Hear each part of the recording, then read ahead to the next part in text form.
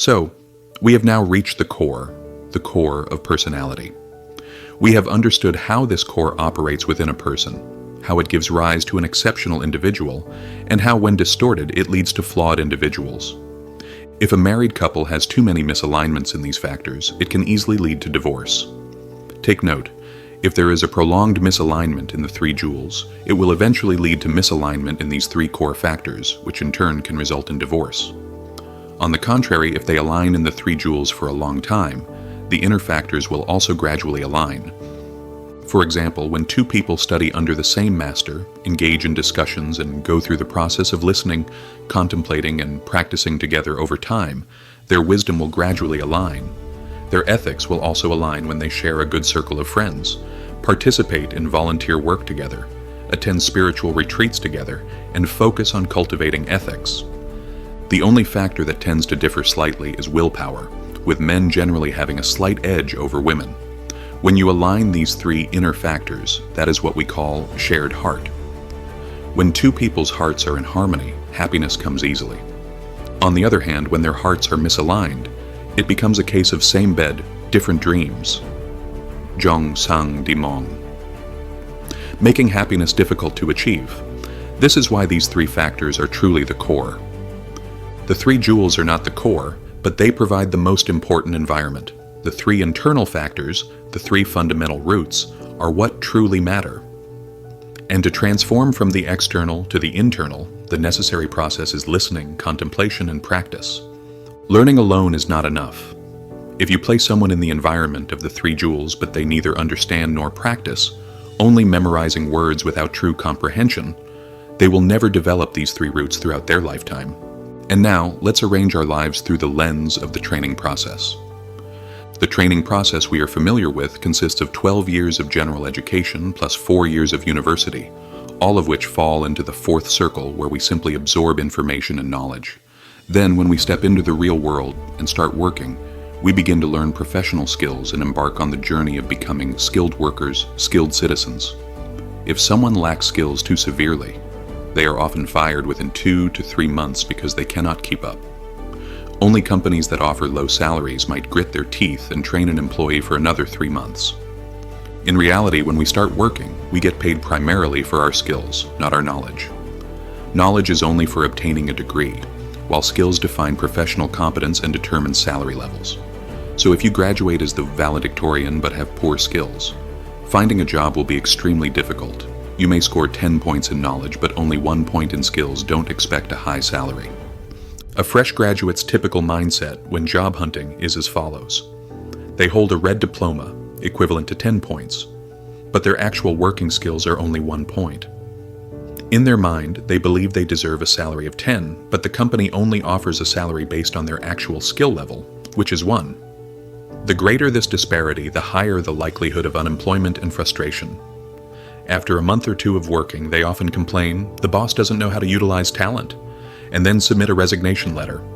Then they move to another company, but the same problem arises because they have not reflected on their experiences, analyzed their shortcomings, or distinguished between skills and knowledge. They continue applying for jobs, get hired, work for 2 months, get a slight salary increase to 2 million Vietnamese dong while still dreaming of 10 million, and then quit again. After struggling to find a stable job for a year, bouncing between 3 or 4 companies, they decide to return to their university for a master's degree because they were academically inclined anyway. 3 years later, at the age of 27, they earned a master's degree and started job hunting again. But now, their skills are still at 1 point, or even worse, while their knowledge has risen to 15 points. They dream of a 15 million VND salary, but no company hires them. Then they think, well, since I've already done a master's, I might as well go for a PhD. By the time they reach 30, they earn a doctorate, but at this point, they are already getting old. At 30, their parents start pushing them to get married, so they settle down, and by 33, they have children. All the energy of their youth has been spent on studying, leaving them with no work experience. They have become PhD on paper, unemployed PhDs. As a result, many paper PhDs end up pursuing careers as university lecturers. They stand at the podium teaching students what they know, which is essentially the knowledge of unemployment. That is why so many Vietnamese graduates are unemployed. They excel at theoretical projects, research proposals that sound sophisticated, and writing theses that make students sweat. But once they step outside the academic world, they remain jobless because teachers can only pass on what they have. That is the end of Vietnam's training cycle. It never truly reaches the inner core. It keeps circling the surface. That is why Vietnamese degrees are often not recognized globally. In Singapore, they don't acknowledge them. In Australia, they discard them and require retraining. In the US, they make you start from scratch whether you are an engineer, a bachelor's degree holder, or even a doctor. Back when I went to Singapore to establish a business, I was quite surprised. When I submitted my degree, they acknowledged it but told me, "This degree is only for our records. If you're starting your own business, it's fine, but if you want to work in Singapore, this degree is not recognized."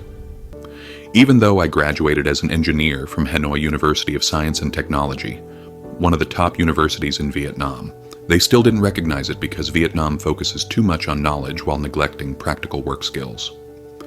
Addressing this issue is actually quite simple. Students just need to spend more time gaining real-world work experience, and this time should be assessed seriously. A higher weighting should be applied when grading internships and practical work. Each academic year, students should be required to work for at least 3 months, or even 6 months. If they make mistakes while working, they must take responsibility and be prepared to compensate the company. This should be enforced rigorously, with schedules arranged so that students work 3 days a week or at least on weekends, Saturday and Sunday. Alternatively, the study and work schedule could be clearly divided.